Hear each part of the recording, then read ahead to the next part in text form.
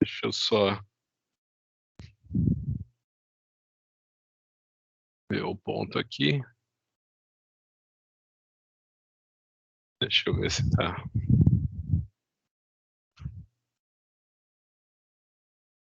Acho que tá pegando bem. Bem, pessoal, então, o que eu tinha falado para vocês que eu ia ver que a gente vai perguntar na próxima prova é a parte de geometria molecular, né? Então, vamos lá. Quando eu falo de geometria molecular, o que eu espero que vocês saibam me dizer? Qual que é a geometria que as moléculas têm, né? Então, quando eu estou falando de geometria molecular, eu quero que você saiba me dizer qual que é a geometria da molécula, né? Então, por exemplo, a gente chega aqui no... Vamos fazer com flúor. Se a gente chegar aqui no trifluoreto de bório, né? Você sabe que o bório ele está na família 3A. Se ele está na família 3A, né? Todos os elementos que estão na família 3A, eles têm distribuição eletrônica NS2, NP2, né? Onde o N é o período da tabela periódica que ele está. Então, você imagina que o bório está no segundo período da tabela periódica, então a distribuição na camada mais externa dele vai ser 2s2, 2p2, né? Então, você imagina que essa daqui, ele vai ter dois elétronzinhos no orbital s e vai ter apenas um elétronzinho no orbital p. Então, esse daqui é sp. Você imagina, então, que ele pode combinar um orbital s e dois orbitais p, né? Formando um total de 3 orbitais, que é o que a gente vai chamar de sp2. Nessa sp2, ele vai distribuir cada um dos elétrons que ele tem em cada um dos elétrons e em cada um dos orbitais livres dele. Então aqui você vai poder, ele vai poder fazer 3 ligações. Toda vez que você vê uma geometria sp2, você vai dizer que a geometria é trigonal plana, né? Então, quando você tem o BF3, você tem uma geometria trigonal plana. Você imagina que todos os ângulos vão ser 120 graus, né? Você imagina que o círculo é 360 graus, você está dividindo o círculo em 3. Então, 360 dividido por 3, 120. Na prova, eu vou perguntar qual que é a polaridade dessa molécula. Essa molécula é apolar ou polar? Aí você vai lembrar que a eletronegatividade, você vai lembrar que a eletronegatividade é um fator, você vai se lembrar que a eletronegatividade, ela é lembra que eu falei para você tem a ligação covalente, né? Então você tem a ligação carbono e carbono, carbono. Você imagina que os carbonos eles estão compartilhando os elétrons da ligação. Quando você está falando, por exemplo, do cloreto de sódio, uma ligação iônica, o par de elétrons vai ficar com o cloro. Se o sal dissolver, você vai ter a formação de um cátion e de um ânion. Já a substância covalente, ela já não se dissocia em meio aquoso, por exemplo. Por quê? Porque você imagina que essa energia de ligação é alta. Você imagina que os elétrons da ligação eles estão compartilhados entre os dois átomos. A eletronegatividade é a capacidade do elemento químico de atrair esse par de elétrons da ligação mais para o lado dele. Então você imagina que na ligação boro-flúor, o flúor é muito mais eletronegativo do que o boro. Então esse par de elétrons ele vai ficar muito mais próximo do flúor do que do boro. A gente já viu isso na aula passada. Então você vai ter um momento de dipolo nessa ligação, onde vai ter uma carga parcialmente negativa no flúor e uma carga parcialmente positiva no átomo de boro. Aí você pensa, então se tem 3 ligações covalentes nessa molécula, então ela deve ser uma molécula bem polar, né? Só que tem um detalhe, Você tem um momento de dipolo para cá, um momento de dipolo para cá e um momento de dipolo para cá. A soma desses dois momentos de dipolo é um vetor para cá. A soma desses dois vetores vai ser um vetor que vem nessa direção. Então você imagina que nesse momento você cancela esse vetor com esse vetor. Então esse momento de dipolo, esse momento de dipolo cancela esse momento de dipolo. E a molécula passa a ser, e ela acaba sendo uma molécula polar. O momento de dipolo dela é zero, né? Na sequência, eu já falei para vocês, na sequência a gente chega na família 4A, onde a gente tem o carbono. Né?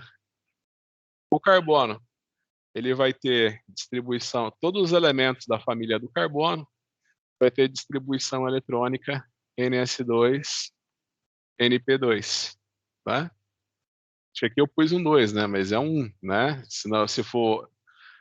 eu acho que aqui eu ia falar NS2, NP1, eu acabei falando NP2, né? Mas se eu tivesse 4 elétrons na camada mais externa, eu estaria na família 4A, não na família 3A.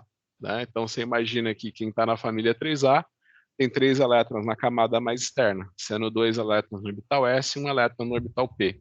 Aqui eu tenho 2 elétrons no orbital S e 2 elétrons no orbital P. Se eu for fazer a distribuição eletrônica, se eu for fazer a minha distribuição eletrônica, eu vou ter 2 elétrons no orbital S e 2 elétrons no orbital P. Então, então você imagina que uma das principais coisas que o carbono faz é combinar esses 4 orbitais e fazer a geometria sp3. Então, ele vai combinar esses 4 orbitais, 1, 2, 3, 4. É uma hibridização sp3, onde ele vai ter um elétron em cada orbital. Se ele tem um elétron em cada orbital, ele pode fazer 1, 2, 3, 4 ligações. Tá bom?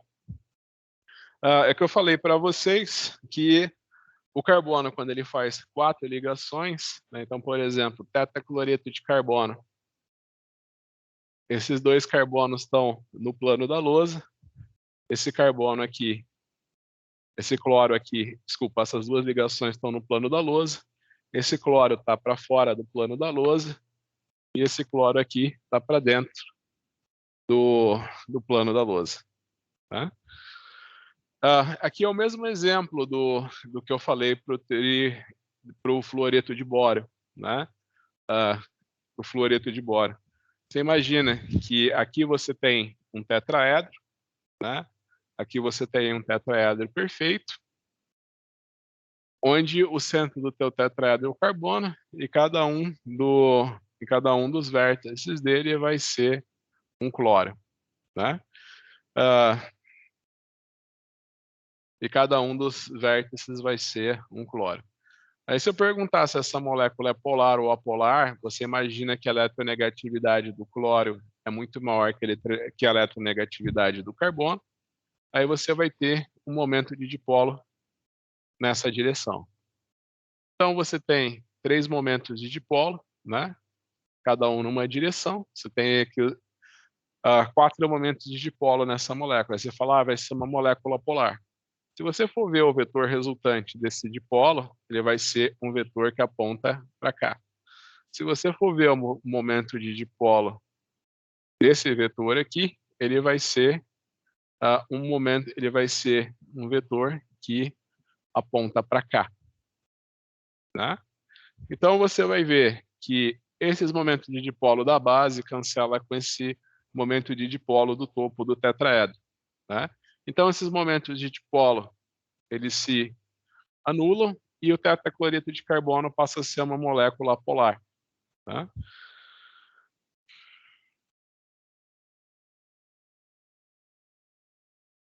Eu falei para vocês que o carbono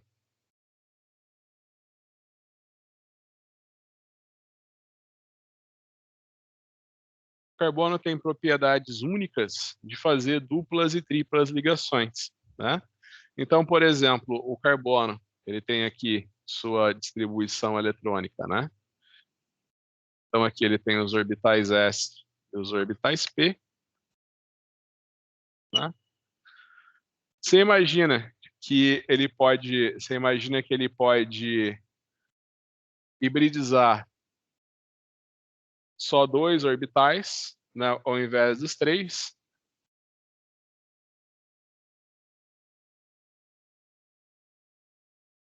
Ele pode hibridizar só 2 orbitais, aí ele vai ter uma hibridização sp2, ele vai ter um orbital aqui, e ele vai poder fazer, só que tem um detalhe, ele vai ter um orbital p puro.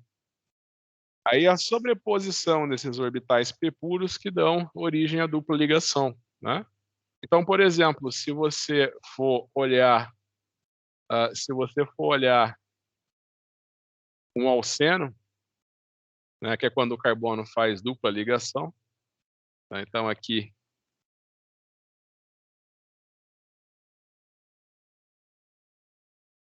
essa dupla ligação aqui, você vai imaginar que ela advém da sobreposição de orbitais p puros, né? Então, o carbono ele pode fazer duplas ligações, né, que é a classe dos alcenos, hibridizando apenas um orbital s e 2 orbitais p. E a sobreposição dos orbitais p puros, né, gera uma dupla ligação. Né? Tem a classe dos alcinos, que é a mesma coisa. Você imagina que no caso dos alcinos, né, aí ele vai hibridizar só um orbital s e um orbital p.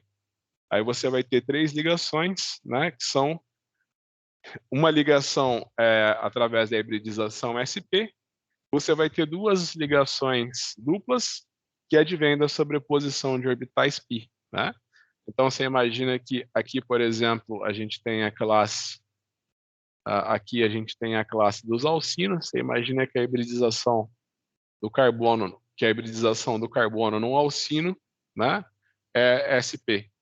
E essas duplas e essa tripla ligação, 2 dessas ligações vêm da sobreposição de orbitais p puros, né? Então você imagina que os alcenos eles têm uma geometria plana triangular, enquanto os alcenos têm uma geometria linear. Quando a gente chega na família 5A,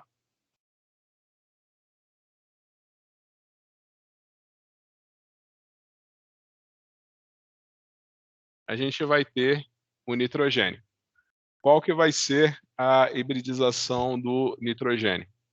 Você imagina que quem está na família 5A tem distribuição eletrônica NS2, NP3. Tá? Com essa hibridização NS2, NP3, aqui a gente vai ter os orbitais S e aqui a gente vai ter os orbitais P. Então você imagina que ele vai ter 2 elétrons no orbital S, 2, 3 elétrons no orbital P. Ele pode combinar os orbitais S e P na hibridização que a gente chama de sp3.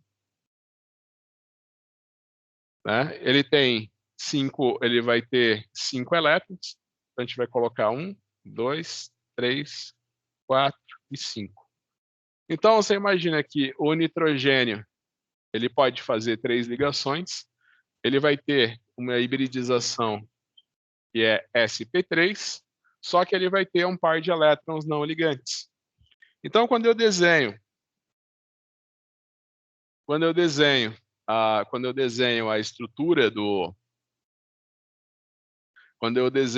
a estrutura da amônia, a gente vai ter aqui um nitrogênio. Eu posso desenhar então um hidrogênio e um par de elétrons no plano da lousa, esse hidrogênio aqui para fora do plano da lousa e esse hidrogênio aqui para dentro do plano da lousa, né, na ligação do tetraedro. Aí é que eu falo para vocês. Então você imagina que aqui eu tenho 4 ligações, só que eu tenho um par não ligante, né? Pelo fato de eu ter um par não ligante, né? Quer dizer, você imagina então que eu tenho um tetraedro, só que eu perdi um dos vértices do meu tetraedro, né? Que é o que a gente chama de estrutura piramidal. Uma vez se tratando de uma estrutura piramidal, né?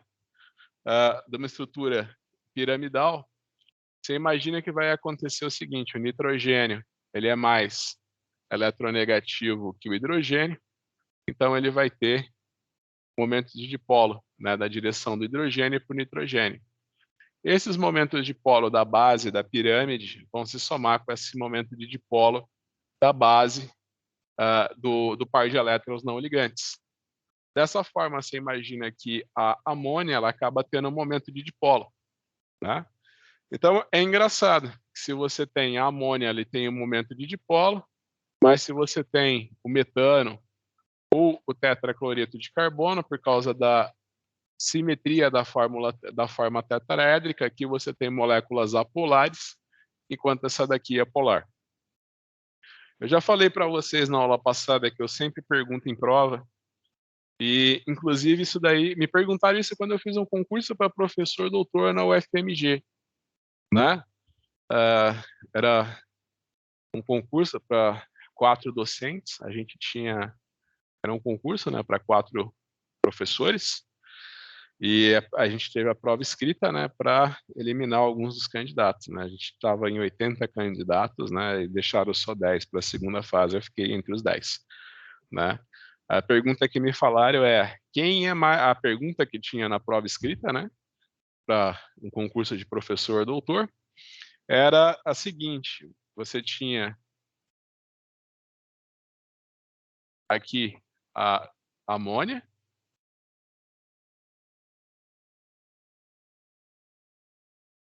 e aqui você tinha o trifluoreto, e aqui você tinha o trifluoreto de amônio, né? Então, desenhar aqui bonitinho. Aqui eu tinha o trifluoreto de amônio. Aí perguntava, qual dessas duas espécies é mais polar? Explique. Aí a grande maioria dos candidatos, né, eu acho que eles viram, né, que, deixa eu ver, o flúor, ele é muito mais eletronegativo que o nitrogênio, né? Então, o momento de dipolo vai ser nitrogênio e flúor, né? Falando em eletronegatividade, vocês lembrem-se que o elemento mais eletronegativo é o flúor, o segundo é o oxigênio, depois vem na sequência cloro e nitrogênio, falando de eletronegatividade, tá bom? Só que tem um detalhe, né? Então aqui você tem um momento de dipolo para cá e para cá. Aqui esse momento de dipolo da base da pirâmide, ele vai se somar com esse momento de dipolo do par inerte. Aqui, esse momento de dipolo do par inerte com o momento de dipolo do flúor, eles vão se cancelar, né? Então você imagina que a polaridade da amônia, então você imagina que a polaridade da amônia é maior do que a do trifluoreto de nitrogênio. Vocês são uma classe que envolve todas as engenharias, né? Vocês estão todas as engenharias, a engenharia química faz química orgânica, né? Então, o pessoal da engenharia química, né, que vai fazer a química orgânica, eles sempre me perguntam, né? E falar nisso, eu estou sozinho aqui na sala, sentir saudade de vocês, né? Lembrando do tempo do presencial, meu Deus, em 2019 eu tinha uma sala lotada de gente. Que eu tinha? Tinha 65 alunos na sala em 2019. Agora eu estou sozinho aqui. Sozinho não, né? Eu estou com vocês pela internet, eu estou vendo as carinhas aqui, mas eu estou com saudade de ter 65 alunos dentro da sala de aula. Se Deus quiser, ano que vem tudo volta ao normal e eu vou ter vocês aqui presencialmente comigo, né? Então, o pessoal da engenharia química, né, eles sempre me perguntavam, mas professor, o carbono, ele tem isomeria ótica, né? Sim, o carbono tem isomeria ótica, né? Você tem no carbono você tem os enantiômeros, né? Eu falei para vocês que os enantiômeros são substâncias que são exatamente iguais, né? Uma é imagem especular da outra, né?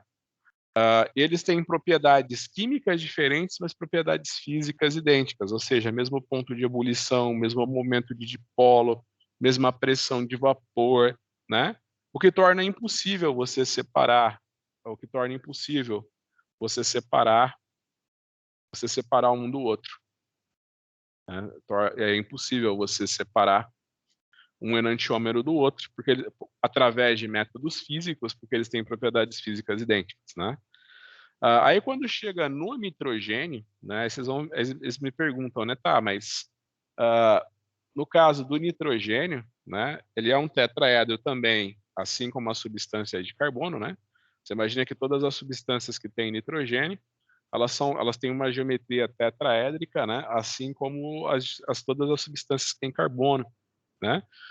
Só a diferença é que o carbono, né, tem 4 pares ligantes, o nitrogênio tem 3 pares ligantes e um par não ligante, ó.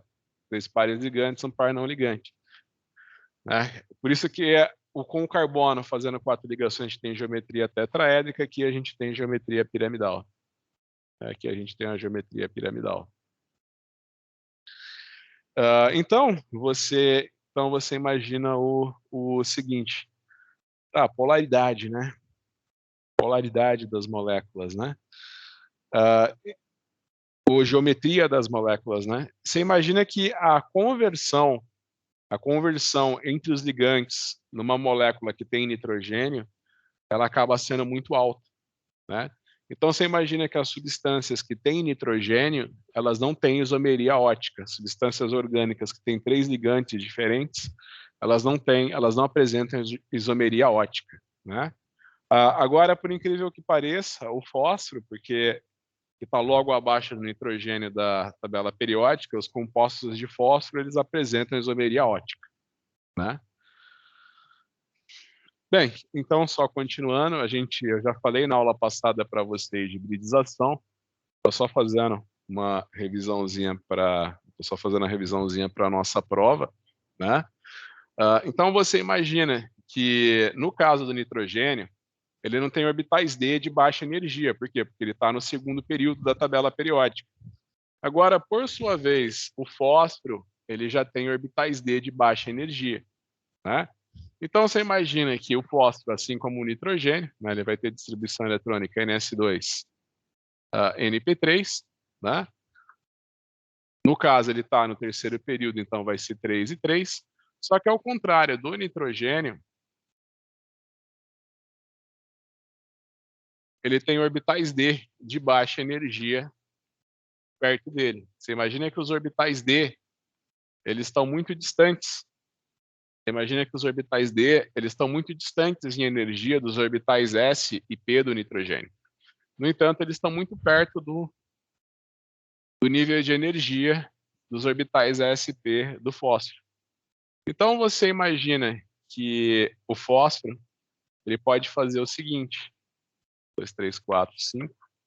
Aqui a gente tem então os orbitais D. Você imagina que então aqui a gente tem orbital S, P e D. Você imagina que o fósforo ele pode combinar os orbitais S e P dele, né? Um orbital S com 3 orbitais P. 2, 3, 4. 1, 2, 3, 4. Aqui você vai ter os 4 orbitais e os 5 elétrons. Aí ele vai fazer 1, 2, 3 ligações, exatamente como o nitrogênio fez, né? Então, por exemplo, você tem o tricloreto de fósforo. A gente fez até um exercício disso na época das provas de estequiometria.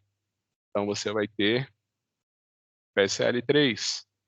Então, você vai ter o fósforo aqui, vai ter um par de elétrons aqui, vai ter um cloro no mesmo plano desse par de elétrons não ligantes, vai ter um cloro aqui saindo para fora do plano da lousa, e aqui você vai ter um cloro para dentro do plano da lousa. Então, esse daqui é o tricloreto de fósforo. Você imagina que, pelo fato do fósforo ter esses orbitais D de baixa energia, ele também pode fazer uma hibridização que a gente conhece como SPD. Então, ele vai combinar um orbital S, os 3 orbitais P e um orbital D, né? Então, ele vai ter um total de 5 orbitais. 1, 2, 3, 4, 5. Então, ele vai distribuir os 5 elétrons dele, cada um num desses orbitais. Nesse caso, a hibridização é sp3. Então, ele vai ter, aqui você vai ter o átomo de fósforo. Aqui você vai ter, por exemplo, um cloro. Esse cloro para dentro do plano da lousa, esse cloro para fora do plano da lousa e esses cloros aqui no plano da lousa, que é o que a gente chama, de uma bipirâmide de base triangular. Bipirâmide de base triangular. Hibridização sp3d. Então você imagina que no plano, né, na base do triângulo, isso daqui já é geometria, né? Você vai ter ângulos de 120 graus. Então você imagina que nessa molécula de hibridização sp3, né, você vai ter ângulos de 120 graus entre os cloros na base da pirâmide, e aqui você vai ter ângulos retos de 90 graus entre os cloros, tá? E é o que eu falei para vocês, você imagina que se eu pergunto para vocês na prova, qual que é a polaridade? Será que o pentacloreto de fósforo é uma molécula polar? Imaginam que vocês estão fazendo a minha prova. Aí eu pergunto para vocês, o pentacloreto de fósforo, ele é uma molécula polar? Aí você vai ver que o cloro é mais eletronegativo que o fósforo. Você vai ter um momento de dipolo para cá, você vai ter um momento de dipolo para cá, para cá, para cá, para cá, uma vez que o cloro é mais eletronegativo que o fósforo. Então você pode ver que esse momento de dipolo cancela com esse. Esses dois momentos de dipolo se somam e a soma desses dois se cancela com esse momento de dipolo aqui. Então você tem uma molécula que é totalmente apolar por causa dos eixos de simetria na molécula. Aqui, por sua vez, você vai ter um momento de dipolo do fósforo para o cloro, do fósforo para o cloro, né? E aqui você vai ter um momento de dipolo do fósforo para o par não ligante, né? Então você imagina que, de uma certa maneira, a soma desse vetor aqui vai cancelar a soma desses vetores aqui, ele vai cancelar parcialmente a soma desse vetor aqui, né? Mas enfim, essa molécula é totalmente apolar, essa molécula aqui é apolar, mas ela tem um pequeno momento de dipolo, porque esse vetor aqui não cancela totalmente esse vetor aqui do par não ligante, tá? Então aqui você tem uma molécula apolar e aqui uma molécula que é um pouquinho polar, tá? Essa daqui com certeza você vai achar, às vezes que eu falei, eu pergunto em prova, quem que é mais polar? O tricloreto de fósforo ou o pentacloreto de fósforo? Aí tinha muita gente que respondia na prova pentacloreto de fósforo, porque pensava, a ligação fósforo e cloro é polar, a ligação fósforo e cloro é polar. Então, se eu tiver mais ligantes, né, então se eu tiver mais ligações fósforo-cloro, eu vou ser mais polar. Mas não tem nada a ver, porque o pentacloreto de fósforo tem uma hibridização que é sp3d. Essa hibridização sp3d, ela tem a geometria que é a bipirâmide de base triangular e ela tem eixos de simetria, ou seja, os momentos de dipolo se cancelam completamente.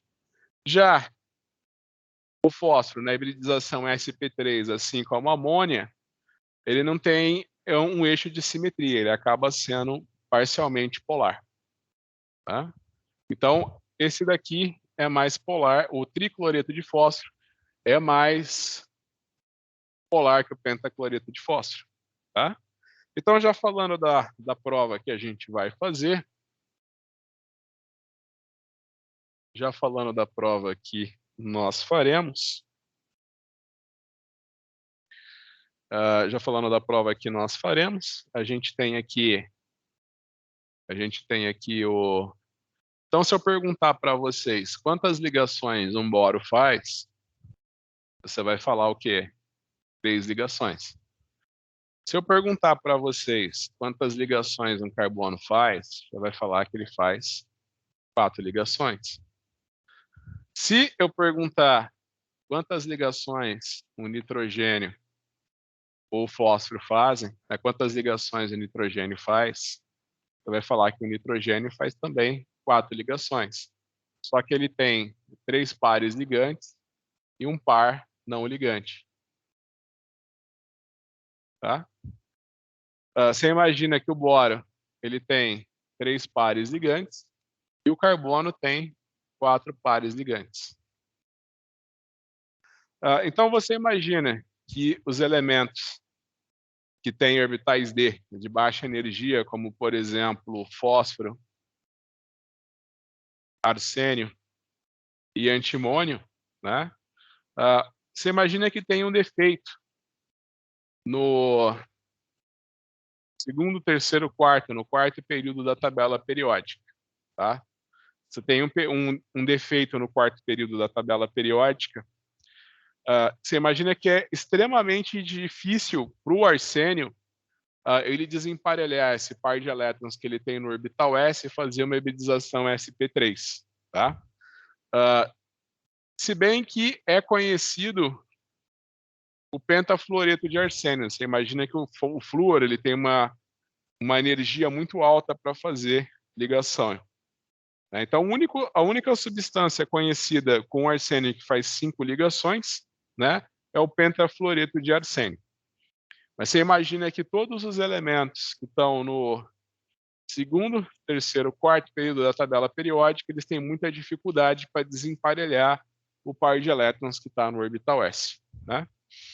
Então, você pode dizer, para mim,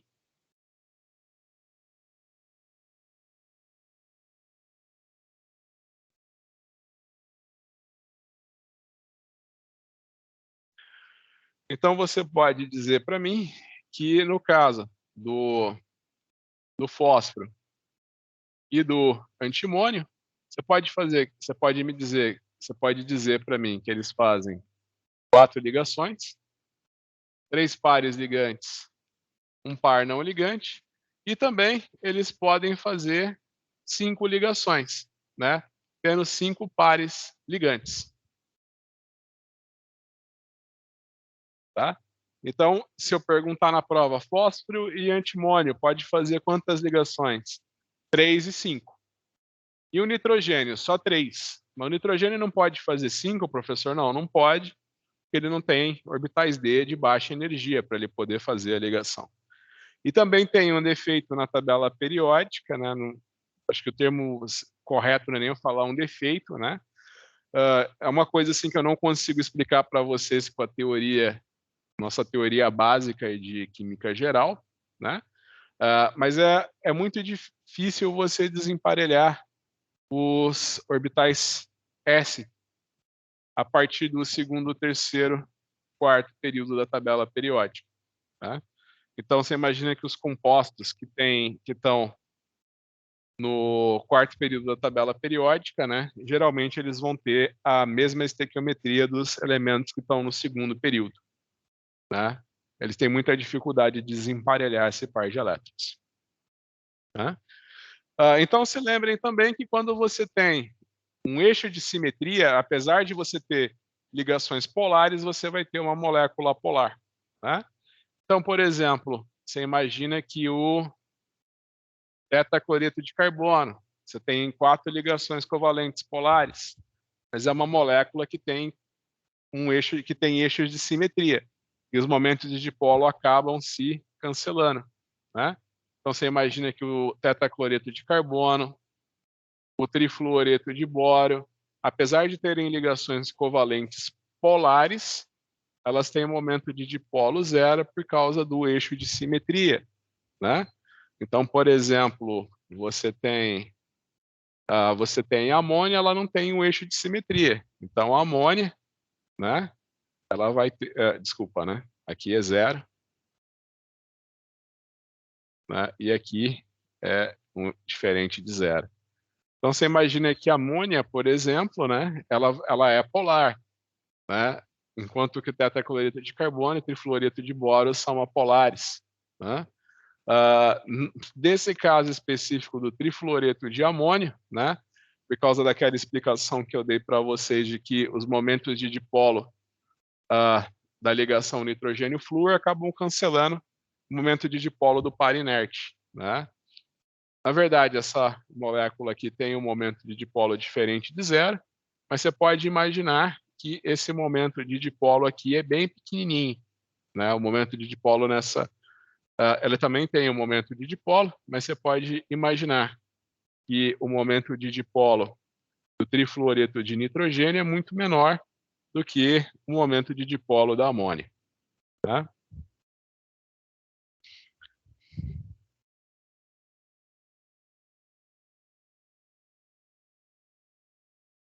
Então, seguindo esse mesmo raciocínio, né?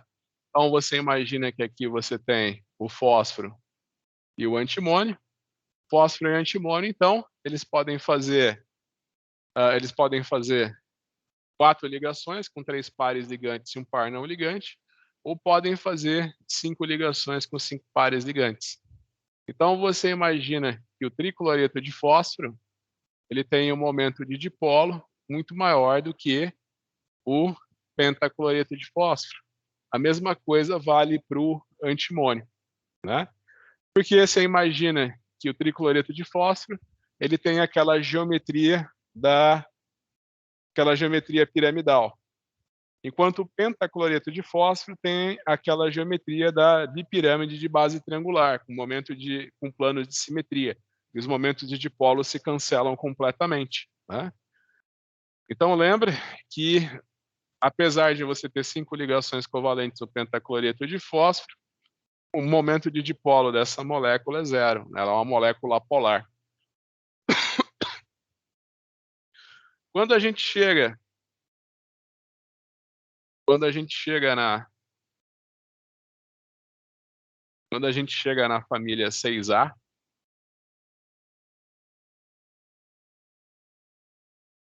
quando a gente chega na família 6A, a gente vai estar na família do oxigênio, do enxofre, do selênio e do telúrio. Você imagina que todos os elementos da família 6A, eles vão ter distribuição eletrônica ns2, np4. E a distribuição eletrônica deles vai ser os orbitais s e os orbitais p. Então aqui a gente tem os orbitais s e aqui a gente tem os orbitais p. Tá? Então a gente tem os orbitais s e os orbitais p. Você imagina que se, no caso do oxigênio, se ele combinar os orbitais s e p, ele vai ter uma hibridização sp3. Tá? Então ele pode combinar os orbitais s e os orbitais p. Aí você vai ter 1, 2, 3, 4, 5, 6 elétrons. Ou seja, ele pode fazer 2 ligações. Então aqui você tem a hibridização sp3 no átomo de oxigênio. Olhando para essa hibridização, você pode me dizer o quê? Você pode me dizer que o oxigênio ele faz 4 ligações.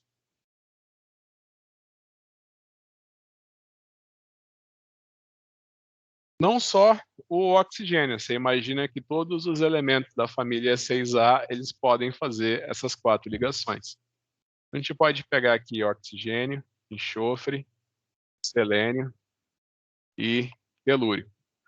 Todos eles vão fazer 4 ligações, onde você tem 2 pares ligantes e 2 pares de elétrons não ligantes. Tá? Então, no caso da água, você faz a mesma coisa que eu fiz com o oxigênio e com o amônia. Então, por exemplo, no caso do oxigênio, eu posso vir aqui, eu posso desenhar um hidrogênio e um hidrogênio, os dois no mesmo plano. Aqui eu posso desenhar um par de elétrons saindo para fora da lousa, e aqui um par de elétrons para trás do plano da lousa, no caso da água, né? Então você imagina que no caso da água, o oxigênio é o segundo elemento mais eletronegativo da tabela periódica, né? Ele só perde para o flúor. Então você imagina que vai ter um momento de dipolo na direção, vai ter um momento de dipolo, né? Vai ter um momento de dipolo do hidrogênio para o oxigênio. E aqui, nesse caso, eu tenho dois pares não ligantes. Então você imagina que esses momentos de dipolo eles se somam e dão um momento de dipolo alto, né? E dessa forma, o hidrogênio ele vai ter uma carga parcialmente positiva, então, enquanto que o oxigênio vai ter uma carga parcialmente negativa, né? Isso daqui faz com que a água seja um líquido extremamente polar, né? E que quando eu até coloquei um desenho para vocês naquela lista de exercício que eu postei na aula passada, né? Isso daqui gera o que a gente chama de pontes de hidrogênio. Você imagina que um oxigênio vai ser atraído, ou um oxigênio de outra água vai ser atraído por esse momento de dipolo positivo do hidrogênio, né, já que o oxigênio tem um momento negativo, e assim vice-versa, você vai formando um arranjo na solução aquosa, né? É o que a gente chama de pontes de hidrogênio, né? E também você imagina aqui também por que os sais iônicos se dissolvem tão prontamente em água. Você imagina então que quando você tem um ânion, né? Melhor dizendo, quando você tem um cátion como o sódio, por exemplo, ele vai ser solvatado pelos átomos de oxigênio da água, né, já que ele tem uma carga negativa. Quando você tem um ânion, por exemplo, como o cloreto, ele vai ser solvatado pelos hidrogênios da água, já que ele tem um certo caráter positivo, né? Eu falei que por causa das interações das pontes de hidrogênio, né? É muito interessante. Se você fosse esperar, eu até coloquei para vocês uma figurinha. Vocês podem ver a lista de exercício da aula passada. A gente tem uma figura aqui que ele coloca o the boiling point de alguns hidretos, né? Então é interessante que nessa figura ele tem o ponto de ebulição para os hidretos da família 6A. Então você tem aqui o ponto de ebulição para os hidretos da família 6A, né, que é o H2O, o sulfeto de enxofre, o telureto, o seleneto de hidrogênio e o telureto de hidrogênio, né? Então é muito interessante que se você olhar nessa tabela, o sulfeto, você imagina que o que acontece aqui? Você imagina que a massa molecular ela aumenta conforme você desce no período, tá? Você imagina então que o ponto de ebulição desses três hidretos aqui, ele aumenta proporcionalmente à massa molecular. Então o ponto de ebulição do sulfeto de hidrogênio é menos 50, do de selênio, do sulfeto de selênio, vai ser perto de menos 40 graus, de menos 40 graus Celsius. E do hidreto de telúrio, ele vai ser aqui próximo de 0 graus Celsius. Então você imagina que se a gente fosse esperar o ponto de ebulição da água proporcional à massa molecular, era para a água ter um ponto de ebulição perto de menos 100 graus Celsius. No entanto, você sabe que o ponto de ebulição dela é 100 graus, né? Uma diferença de 200 graus no que seria esperado. Por quê? Justamente por causa dessas interações que a água faz, por causa das pontes de hidrogênio, tá? Isso é uma coisa muito importante. E devido a esse arranjo das pontes de hidrogênio, a água é a única substância, tá? Então, pessoal, a água ela é a única substância que existe no mundo que no estado sólido ela é menos densa do que no estado líquido, né? Então, por exemplo, se você tem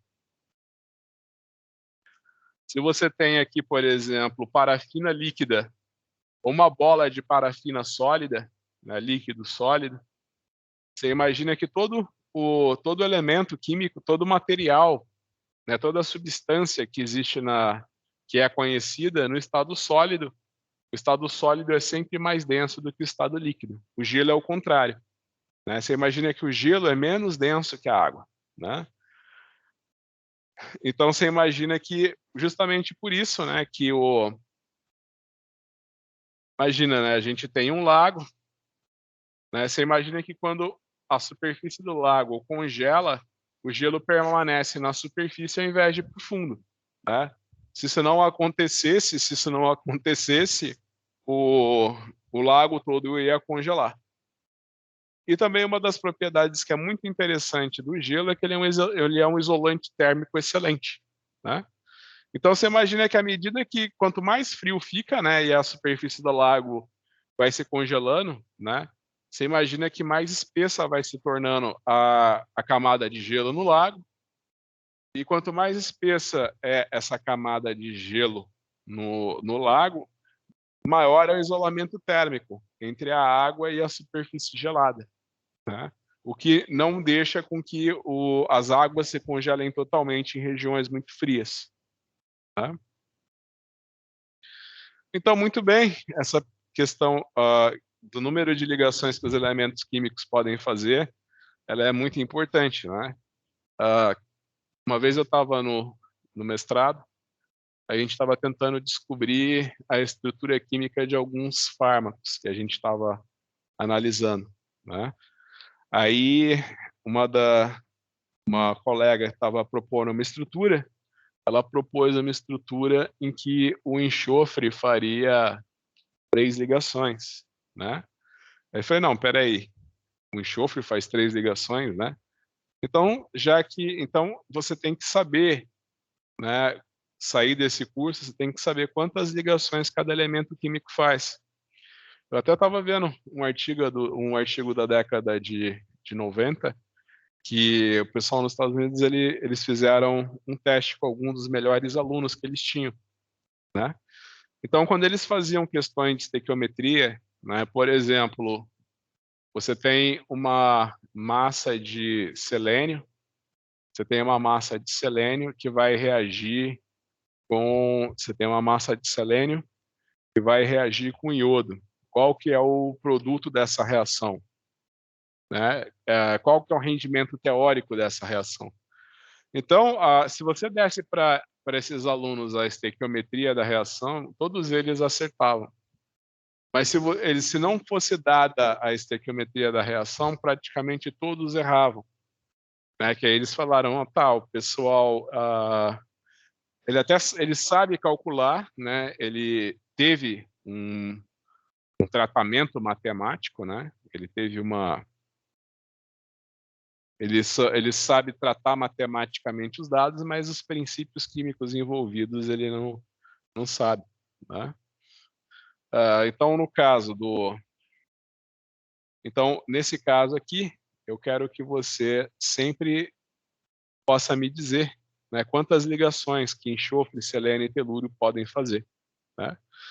Então, você já sabe que todos os elementos da família 6A podem fazer 4 ligações, né? Ou seja, 2 pares ligantes e 2 pares não ligantes, né?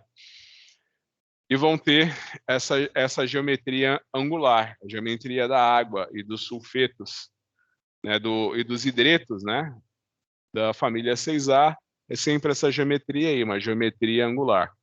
É um tetraedro onde você tirou 2 vértices, né? Então você imagina que os pares ligantes eles estão sempre no mesmo plano, tá? Tá, mas então no caso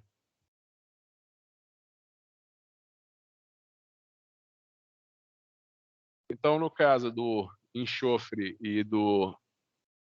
no caso do enxofre e do telúrio, tá? Vamos falar mais especificamente do enxofre. Quantas ligações você acha que o enxofre pode fazer?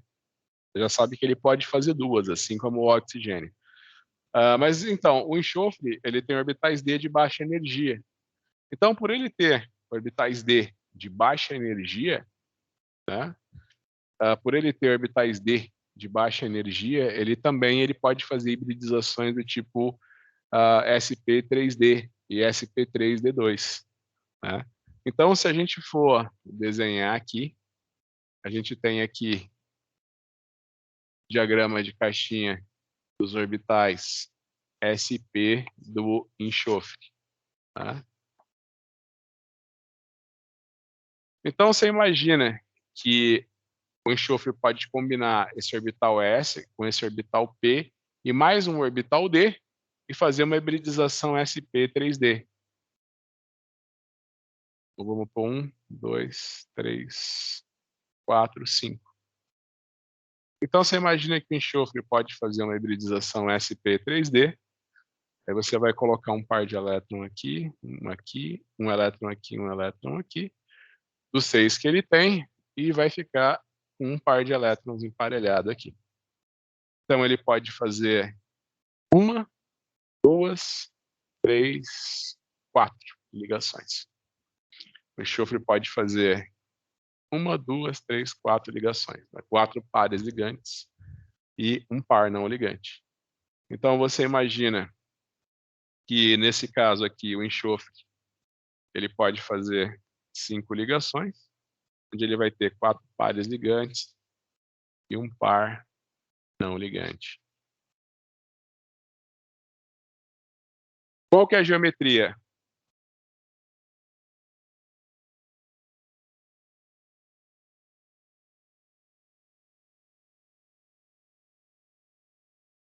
Você imagina que a geometria vai ser a mesma geometria, vai ser a mesma geometria. Essa daqui vai ser a mesma geometria do que a bipirâmide de base triangular. Ok? Só que você vai tirar um dos vértices da base triangular e pôr um par não ligante, porque aí você minimiza a interação desse par não ligante com os pares ligantes. Tá? Essa daqui é o que a gente chama de estrutura da gangorra. A gente chama de essa geometria de gangorra. Você imagina que a geometria da gangorra, que quando a molécula tem a geometria da gangorra, ela perde os planos de simetria dela. Então, essa daqui é uma molécula que é polar. O enxofre também.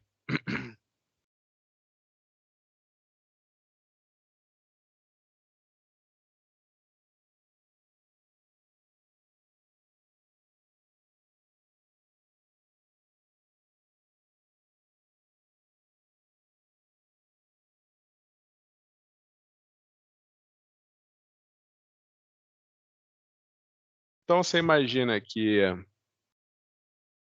a gente tem o enxofre aqui, né? Você imagina que a gente tem o enxofre. Você imagina que o enxofre ele pode combinar os orbitais S, P e 2D dele para fazer uma hibridização que a gente chama de sp3d2. sp3d2, né? Então ele vai combinar um orbital S, 3 orbitais P e 2 orbitais D. 1, 2, 3, 4, 5, 6. Então você vai distribuir os 6 elétrons do enxofre em 6 orbitais. Então, nesse caso, o enxofre pode fazer 6 ligações. 1, 2, 3, 4, 5, 6. Então, nesse caso, o enxofre faz 6 ligações. E ele vai ter a geometria que a gente chama de octaédrica. Então, você tem aqui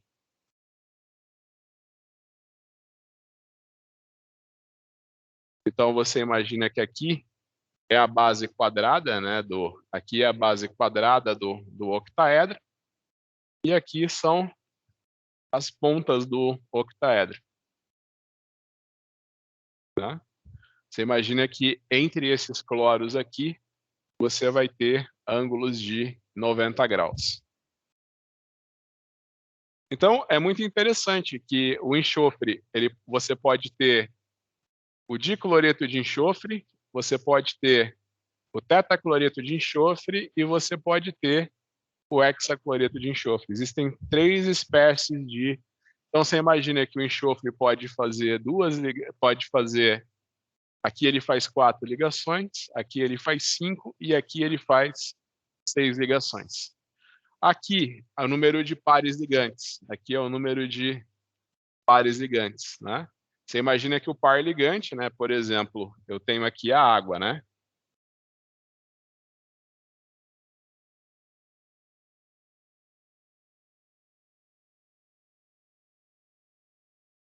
Você imagina que aqui são 4 ligações, só que eu tenho só 2 pares ligantes e 2 pares não ligantes, né? Então, o caso da água, eu aplico para o sulfeto de enxofre, né? Então, você imagina que ele tem só 2 pares, então você imagina que ele tem só 2 pares ligantes e tem 2 pares não ligantes. O tetacloreto de enxofre, ele tem 5 ligações, onde ele tem 4 pares ligantes e um par não ligante. Você imagina que essas duas espécies aqui, né, o dicloreto de enxofre e o tetacloreto de enxofre, são moléculas polares. Tá? Por sua vez, o hexacloreto de enxofre, ele faz 6 ligações, onde ele tem 6 pares ligantes e nenhum par não ligante. Por causa da geometria, né, por causa dos planos de simetria no octaedro, todos os momentos de dipolo se cancelam. Então, você imagina que o hexacloreto de enxofre é uma molécula apolar. Tá? Então, você imagina que na prova eu vou dar o dicloreto de enxofre, tetacloreto de enxofre e hexacloreto de enxofre. Né? Eu vou falar qual deles é polar, qual deles é apolar. Então, você lembra que o dicloreto é polar, o tetacloreto é polar e o hexacloreto é apolar, por causa dos planos de simetria, tá? Lembre-se, então, que o enxofre ele pode fazer 2, 4 e 6 ligações. O enxofre faz 2, 4 e 6 ligações. Eu lembro que eu já tinha falado tudo isso para vocês na aula passada, só que não tinha dado tempo de eu falar para vocês dos halogênios. Então, você tem os halogênios, que é a família 7A da tabela periódica. Todos os halogênios vão ter distribuição NS2, NP5. Você vai desenhar aqui os orbitais S e aqui os orbitais P, S e P. Você vai colocar 1, 2, 3, 4, 5 elétrons aqui. Então, você imagina que os halogênios, obviamente, eles fazem uma ligação. Né? Eles vão combinar os orbitais S e P deles para fazer uma hibridização sp3. Né? Ele vai fazer essa hibridização sp3. Então, por exemplo, você tem um flúor. Né?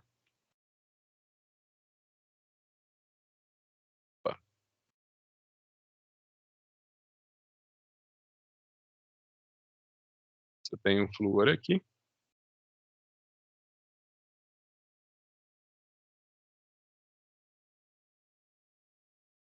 Então, você imagina que você tem um flúor aqui. Você imagina, então, que ele vai ter essa geometria tetraédrica, né? Só que ele vai ter um par ligante, ele vai ter 3 pares não ligantes. Ele tem um par ligante e um par não ligante, né? Então, apesar dele fazer uma hibridização sp3, né, você imagina que ele vai fazer uma única ligação, né? Então, então você imagina que o par de elétrons, né, você não considera o volume deles no espaço. Então você imagina que todos os halogênios eles fazem uma única ligação, né? Eles têm um par ligante e 3 pares não ligantes, né? Então, por exemplo, na química orgânica é muito comum as ligações carbono-flúor, carbono-cloro. Na química orgânica, ligações carbono-flúor e carbono-cloro são muito comuns, né? Lembrando que a classe dos organocloradas, ela foi vendida por muito e muito tempo como pesticidas, né? A gente usa muito o Teflon, né? Hoje em dia, né? O Teflon tem ligações carbono-flúor, né? Então você imagina que existem milhares de... Então você imagina que é muito presente na química orgânica as ligações carbono-halogênio, né? Então nesse caso aqui o halogênio faz uma única ligação, né? Você imagina que o flúor encontra o flúor só em duas maneiras na natureza. Vai ser fazendo uma ligação simples com carbono, né? Ou ele vai estar presente na forma de fluoreto, do ânion. Só encontra o flúor ligado com carbono na forma de fluoreto. Você imagina que o flúor, o gás flúor F2, né, quando dois átomos de flúor se ligam, ele reage de maneira explosiva com o oxigênio, o nitrogênio, ele é extremamente reativo, né? E o flúor, por sua vez, ele não tem, tem até lembro que quando eu estudei química orgânica, né, eles falavam, no livro falava que o flúor era extremamente tóxico, né, que ele era 1000 vezes mais tóxico que o cianeto, né? Mas na verdade, você não pode imputar a toxicidade ao gás flúor, né? Porque se você gerar gás flúor, ele vai reagir com o nitrogênio, ou, é claro, o oxigênio, ele vai reagir muito mais facilmente com o oxigênio atmosférico que com o nitrogênio. Mas se você gerar ele numa atmosfera de nitrogênio, ele vai explodir também em contato com o nitrogênio, né? Então você imagina que ele reage imediatamente com tudo, né? Então, se você gerar flúor, ele vai reagir imediatamente com a atmosfera. Você não vai chegar a ver o gás flúor, né?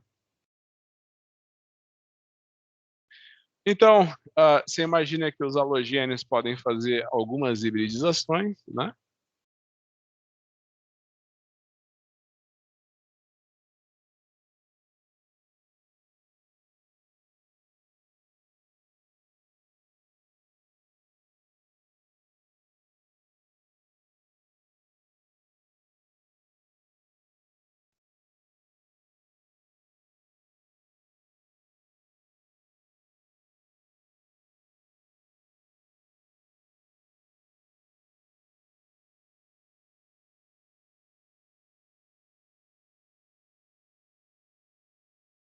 Então, por exemplo, o cloro, ele pode reagir com flúor. Então, você imagina que o cloro, a exemplo do flúor, ele pode reagir com o carbono e fazer uma ligação simples, né? Onde ele vai ter um par ligante e 3 pares não ligantes. Mas que tipos de ligações mais vocês acham que, por exemplo, cloro, bromo e iodo podem fazer? Então você imagina que a distribuição eletrônica de um halogênio, né, vai ser essa daqui, S e P, dois orbitais, dois elétrons no orbital S e 5 elétrons no orbital P. Você imagina que o halogênio ele pode combinar um orbital S, um orbital P e um orbital D. Aí ele vai ter uma hibridização 1, 2, 3, 4, 5. Ele vai ter uma hibridização sp3d. Então eu vou ter que colocar os 7 elétrons dele em 5 orbitais. Então vai ser 1, 2, 3, 4, 5, 6 e 7. Então, você imagina que ele faz 5 ligações, mas ele tem só 3 pares ligantes e 2 pares não ligantes. Ó, aqui ele vai ter 2 pares não ligantes, e aqui ele vai ter 3 pares ligantes. Aqui é uma hibridização sp3d. Então, você imagina que ele vai ter a geometria da bipirâmide de base triangular. Então, por exemplo, a gente pode falar do trifluoreto de bromo. A gente pode falar do trifluoreto de bromo ou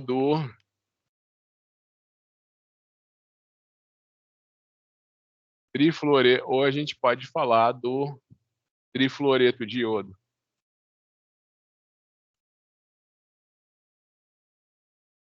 Imagina então que ele vai ter que essas moléculas têm hibridização sp3d, então vão ter a geometria da gangorra de base triangular. Então a gente pode pôr aqui o bromo, né?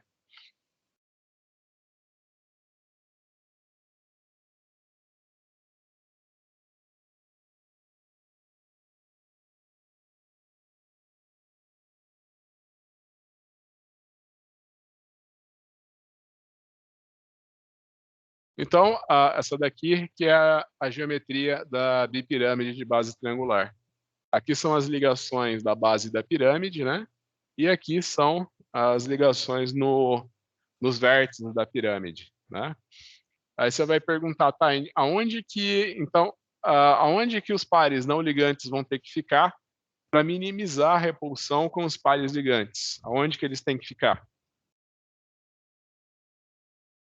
Aonde é que eles vão ter que ficar?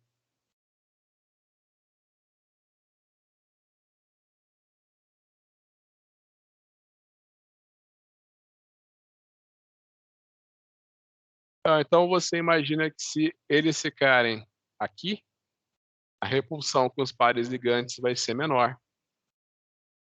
Então vai ter um flúor aqui, um flúor aqui e um flúor aqui. Essa daqui é a geometria que a gente chama de forma de T. É forma de T porque você imagina que esses 3 ligantes eles estão no plano da lousa. Esse par não ligante está para trás do plano da lousa e esse par aqui está para frente do plano da lousa, né? Então você pode imaginar que esse momento de dipolo cancela com esse, só que não tem nada que cancele esse momento de dipolo, né? Então você imagina que no caso do trifluoreto de bório, né, do trifluoreto de bromo, você tem uma hibridização sp3d, a tua geometria é em T e você tem uma molécula polar, né? Então, pessoal, não vão se confundir na hora da prova, tá? Então, na hora da prova, não vão se confundir. Eu lembro que no tempo das provas escritas, eu colocava assim, né? Me diga qual que é, me diga qual que é a geometria, a hibridização no átomo central e se é polar ou apolar, né? Aí tinha gente que via tricloreto de bório e trifluoreto de bromo, falava que as duas moléculas eram iguais, né? Mas são moléculas totalmente diferentes, né? Então, por exemplo, o tricloreto de bório, né? Você imagina que você vai ter os momentos de dipolo aqui, né? Esses momentos de dipolo,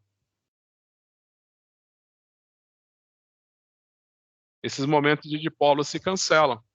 Então, você tem uma molécula totalmente polar. E, nesse caso, a hibridização do átomo central é sp2. No entanto, no trifluoreto de bromo, aí você vai ter um par não ligante aqui, um par não ligante aqui Aqui você vai ter um flúor, aqui você vai ter um flúor, e aqui você vai ter um flúor.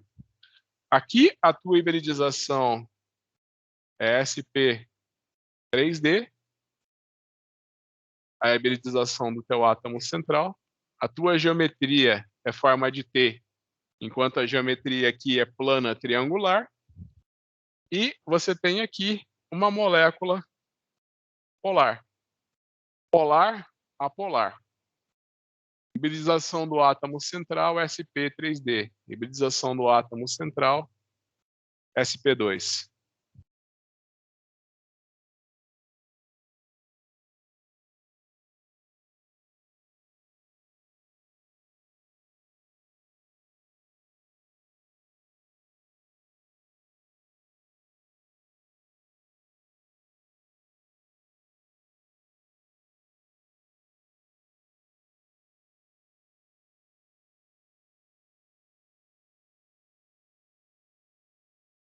Certo? Que mais hibridizações os halogênios podem fazer? Então, você imagina que um halogênio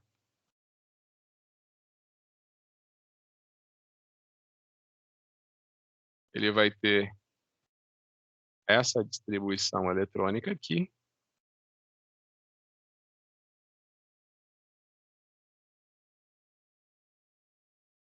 Você imagina que o halogênio vai ter essa distribuição eletrônica aqui. Então, você imagina que ele pode combinar um orbital S, 3 orbitais P e 2 orbitais D, e ter a distribuição, ter a geometria sp3d2, né? Então, você imagina que quando um halogênio faz essa hibridização, né, ele vai ter 6 orbitais. 1, 2, 3, 4, 5, 6. Tá? Ele tem 7 elétrons para serem colocados em 6 orbitais. Então, você vai 1, 2, 3, 4, 5, 6, 7. Então, nesse momento, você pode ver que quando ele faz essa hibridização sp3d2, ele está fazendo 6 ligações, onde ele vai ter 5 pares ligantes e um par não ligante. Tá? Você imagina que esse daqui é o par não ligante. E todos esses daqui são os pares ligantes. Então, ele faz 1, 2, 3, 4, 5 ligações. Então, você imagina que essa molécula vai ter a geometria do tetraedro. Lembra que eu falei para vocês que você tem aqui a família 7A, onde você tem o flúor, cloro, o bromo e o iodo. Né? Segundo, terceiro, quarto período. No quarto período, né, você imagina que para o bromo desemparelhar 2 pares de elétrons nos orbitais P já é muito difícil. Então, você imagina que o bromo não consegue fazer a hibridização sp3d2, mas o iodo consegue. Né? Então, você imagina que todos os halogênios podem fazer uma ligação, né? Na verdade, 4, só que você tem 3 pares ligantes, um par não ligante. Né? Você imagina que cloro, bromo e iodo, eles podem fazer cloro, bromo e iodo, eles podem fazer 5 ligações. Eles podem fazer 5 ligações, onde eles têm 3 pares ligantes e 2 pares não ligantes. Cloro, bromo e iodo. Adicionalmente, o iodo, né, e essa hibridização, então, do cloro, do bromo e do iodo, né, então você imagina que, desculpa, o flúor, quando ele faz uma ligação, né, na verdade são 4 ligações, onde existe apenas um par ligante e 3 pares não ligantes. Tá? Essa hibridização aqui é sp3.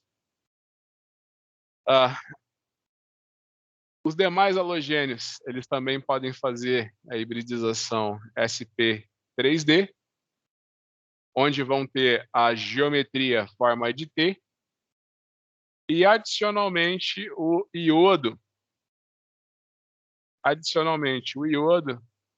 Ele também pode fazer a hibridização sp3d2, onde ele vai fazer 6 ligações, vai ter 5 pares ligantes e um par não ligante. Qual que é essa geometria? Qual que é a geometria do iodo quando ele faz a hibridização sp3d2? Qual que é a hibridização dessa molécula?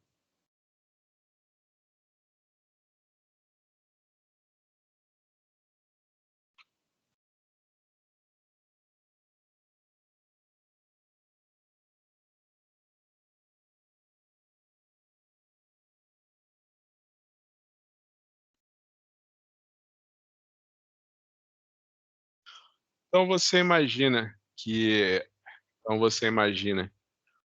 que você vai ter o iodo aqui e ele vai ter a geometria octaédrica, né? Porque é uma hibridização sp3d2. Então, você vai desenhar aqui o octaedro, né? Os ligantes que ficam para trás do plano da lousa, os ligantes que ficam para frente do plano da lousa, né? Esses dois ligantes para trás do plano da lousa e esses dois para frente. E esses dois ligantes aqui no plano da lousa, né? Então você imagina que a maneira que as interações entre o par não ligante e os pares ligantes é menor é quando um dos pares ligantes fica no dos vértices da pirâmide, né? Então você imagina que você tem uma pirâmide, né? Só que você tem um octaedro, né? Você tem um octaedro, só que você retirou um dos vértices do teu octaedro, né? Então se você tem um octaedro e tira um dos vértices do octaedro, você fica com uma pirâmide de base quadrada, né? Então é essa a geometria, é a pirâmide de base quadrada. Então você imagina que, por exemplo, o iodo, ele pode formar o pentafluoreto de iodo. Ó, pentafluoreto de iodo. A geometria dessa molécula, né, a hibridização dessa molécula é sp3d.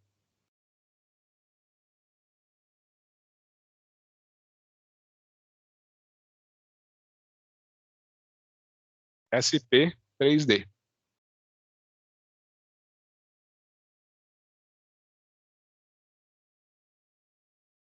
Vocês acham que ela vai ser polar ou apolar? Vocês acham que essa molécula vai ser polar ou apolar?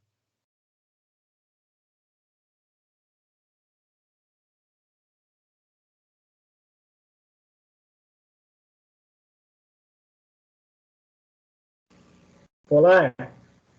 Exato, vai ser polar porque ele tem um par de elétrons aqui não ligantes, ou seja, ela vai perder o plano de simetria, né?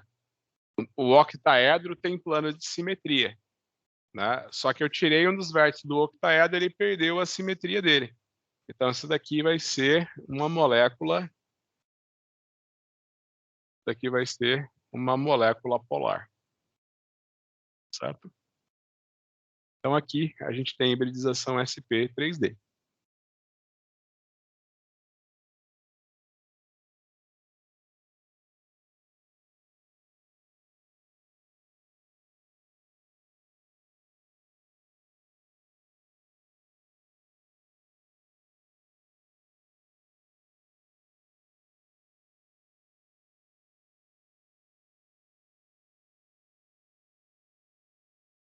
E por fim, a gente chega, então você imagina o seguinte, eu tenho um halogênio. Você imagina então que o halogênio onde você pode encontrar o halogênio. Sempre fazendo ligação com carbono, né? Você sempre imagina que você pode encontrar o halogênio fazendo a ligação com carbono, né? Onde você imagina que ele vai ter um par ligante e 3 pares não ligantes, ou seja, ele vai fazer uma ligação.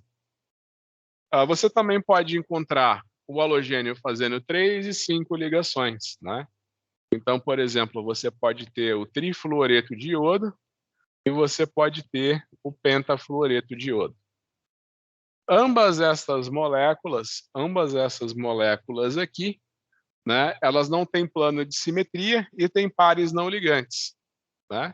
A hibridização dessa molécula aqui é sp3d e a hibridização dessa molécula aqui é sp3d2. Ambas as moléculas serão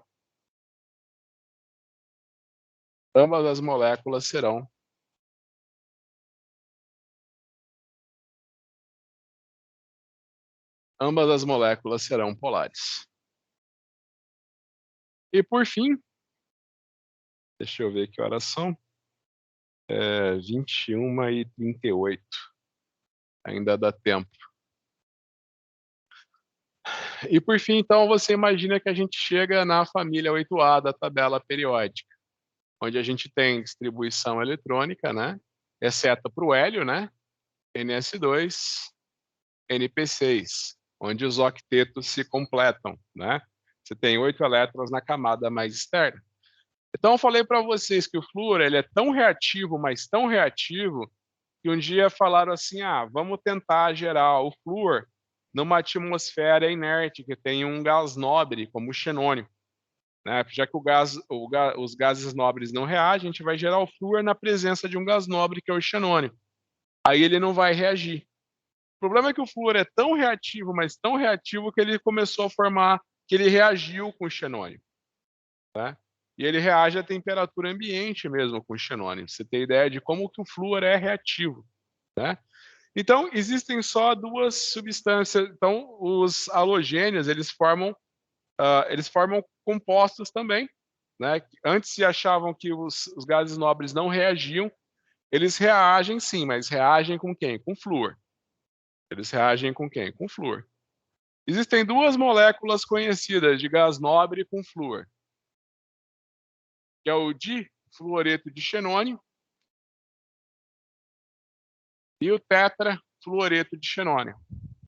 Então, vocês conseguem me dizer qual que é a hibridização do átomo central do difluoreto de xenônio no tetrafluoreto de xenônio? Qual que é a geometria dessa molécula? Qual que é a geometria dessa molécula? Essas moléculas são polares ou apolares? Se eu perguntar na prova, você já sabe que os gases nobres não reagem, mas o xenônio reage com flúor, tá? Então, você imagina que o xenônio pode fazer 2 e 4 ligações. Mas vamos ver, então, qual que vocês acham que é a hibridização no difluoreto de xenônio?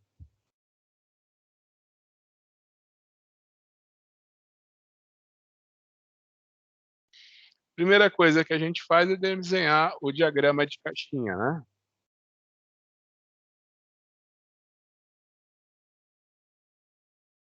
Então, aqui a gente tem os orbitais S e aqui a gente tem os orbitais P. Esses orbitais S e P são totalmente preenchidos, né? No caso do gás nobre, né? A gente está falando agora do xenônio. Então, você imagina que o xenônio ele pode hibridizar os orbitais S, P e D dele e fazer a hibridização S-P-D, fazendo 5 ligações, né? Então, 1, 2, 3, 4, 5. Então, você vai colocar 7 elétrons e 5 orbitais. 1, 2, 3, 4, 5. Né? Hibridização sp3d. Ainda faltam mais 2 elétrons, né? Então,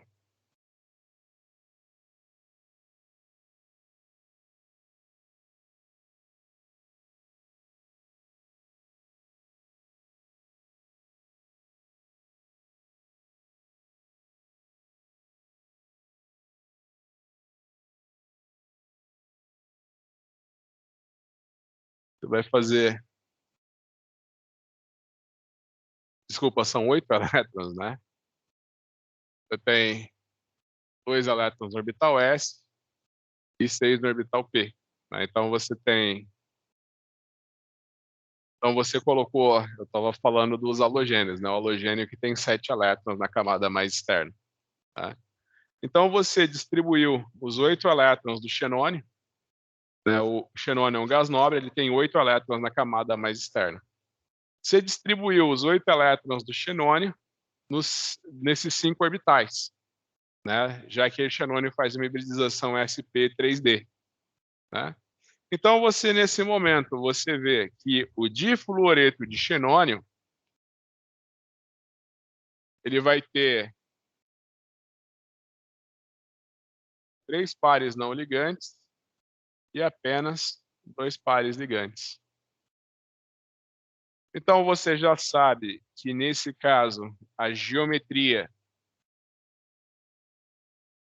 vai ser a geometria da bipirâmide de base triangular. Então você vai ter aqui o xenônio,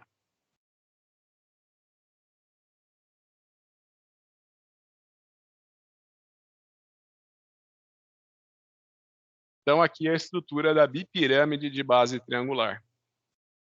Você imagina que esses pares de elétrons vão ter menor interação, os pares não ligantes vão ter menor interação com os pares ligantes, estando na base da pirâmide de base triangular, tá? Então você imagina que essa vai ser a estrutura do difluoreto de xenônio. Você imagina que essa daqui vai ser uma molécula que vai ter hibridização sp3d e vai ter uma geometria linear, né? Ela vai ter uma geometria linear e esses momentos de dipolo se cancelam. Então você imagina que ela vai ser uma molécula apolar, difluoreto de xenônio. Outra possibilidade é o xenônio hibridizar um orbital S, 3 orbitais P e 2 orbitais D. Aí ele vai fazer uma hibridização sp3d2. Ou seja, ele vai ter agora 6 orbitais de mesma energia para ele distribuir seus 8 elétrons, tá? 1, 2, 3, 4, 5, 6. Então aqui você tem uma hibridização sp3d2. Você vai colocar 1, 2, 3, 4, 5, 6, 7 e 8 elétrons.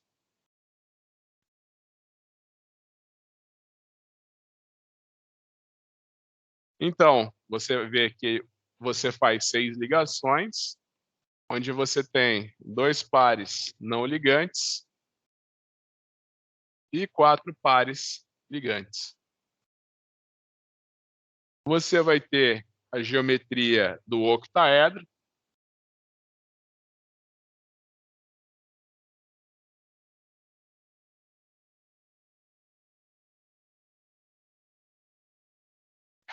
E você imagina que o local onde o xenônio vai ter menor interação, né?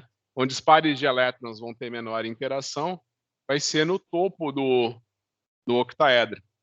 Então você imagina que você pegou o teu octaedro e tirou os vértices dele, né? As pontas do tetraedro, ou seja, você ficou só com a base do tetraedro, né? Você tinha um tetraedro, você foi lá e tirou as pontas do tetraedro, você ficou só com a base dele.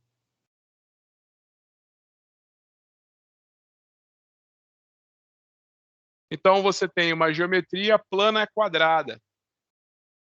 Geometria plana quadrada Você imagina que esse momento de dipolo cancela com esse, e esse momento de dipolo cancela com esse. Então, você tem uma molécula que é apolar, a geometria dela é plana quadrada, e a hibridização no átomo central é sp3d2.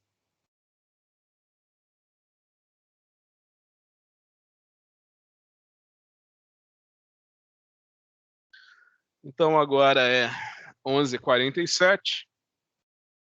Pessoal, o que vocês acham da gente fazer a prova na semana que vem? Durante o horário da prova? Eu pensei aqui que a gente não perdeu nenhuma aula, né? Apesar de ter tido alguns feriados. A gente já podia encerrar o semestre na semana que vem. O que vocês acham? Aí a gente só vai ter o horário da aula para fazer? Sim, mas eu vou pôr uma prova bem curtinha, 10 questões. Na verdade, o que eu sempre fazia era dar aula e depois pôr a prova, né? Mas naquela época era tudo presencial, né? E o pessoal vinha para aula, né? E depois fazia a prova, né? Aí como vai ser só a prova e já acaba tudo, né? Eu deixo a prova 10 questõezinhas para vocês fazerem durante o período da aula, né? Das 6h30 às 22 horas. O que vocês acham? Por mim, pode ser. Pode ser por mim também. Não, perfeito. Então, semana que vem, então, a gente encerra o semestre. Na segunda-feira, então, eu coloco a prova online e vocês têm, então, das 6h30 às 10 para fazer, mas eu vou pôr uma prova bem curtinha com 10 questões. Vocês vão fazer no máximo, em 100 minutos a prova. 200 minutos é para vocês poderem pensar bem nas respostas, né? Mas ninguém vai gastar 200 minutos para fazer essa prova, não. Então é isso, pessoal. Então a gente encerra então semana que vem. Então semana que vem na segunda-feira a gente faz a nossa prova final, tá? Pessoal, então hoje então foi nossa última aula. Semana que vem é o último dia do semestre letivo e a gente vai fazer a nossa prova final. Então, desde já, eu falo para vocês que foi um prazer imenso, infelizmente não presencialmente, né, mas a distância, né, mas é sempre um prazer enorme estar com vocês. Eu agradeço muito a oportunidade de ter lecionado para vocês esse semestre. Eu desejo para vocês muito sucesso na vida profissional de vocês. E muito em breve a gente se encontra aí, né? Logo, logo a gente volta para o 100% presencial. E a gente se vê aqui pelo campus, né? Durante os intervalos das aulas. Então é isso, pessoal. Muito obrigado pela atenção de vocês, pelo semestre. E muito sucesso para vocês, tá? Boa noite. Tchau, tchau. Muito obrigado, professor. Obrigado por tudo, professor. Boa noite. Muito obrigado, gente. Obrigado mesmo. Professor, boa noite. Obrigado. Obrigado. Boa noite. Valeu, professor. Muito obrigado. Até semana que vem. Até semana que vem. Boa noite. Boa noite.